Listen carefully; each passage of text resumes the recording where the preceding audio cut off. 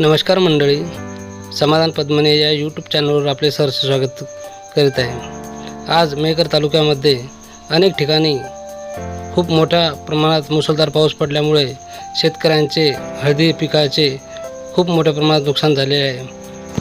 तसेच काही ठिकाणी गारीचाही थोडाफार प्रभाव आढळून आलेला आहे। याबरोबरच विजेचा खूप प्रचंड कडकडाट झालेला आहे।